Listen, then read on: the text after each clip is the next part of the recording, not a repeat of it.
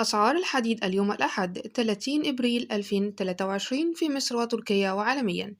من فضلكم ادعمونا بلايك للفيديو واشتركوا في القناة، وكمان ما تنسوش تفعلوا زر الجرس ليصلكم كل جديد عن أسعار وأخبار الحديد باستمرار. وإليكم في التقرير التالي الأسعار العالمية للمواد الخام الداخلة في صناعة الحديد والصلب. سجل خام الحديد $106 للطن وبانخفاض $4 للطن مقارنة بأسعار الأسبوع الماضي.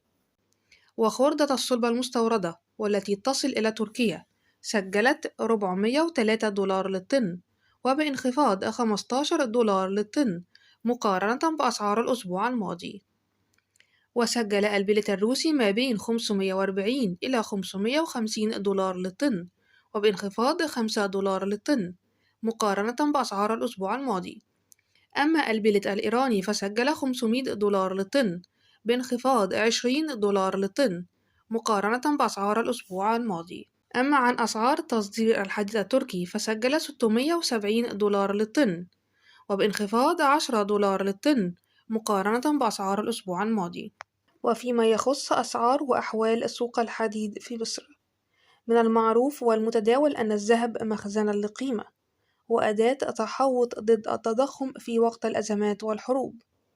وبالرغم من أن حديد التسليح أسعاره تنخفض في كل العالم الآن تقريبا، فتم تحويله من قبل التجار في مصر مثل الذهب تماما، بالإضافة إلى أن الشائعات المنتشرة حول ضرورة حدوث تعويم جديد للجنيه المصري، فبالتالي أسعار الحديد لن تنخفض في مصر في الأجل القصير، بل ربما ترتفع في حالة حدوث تعويم جديد.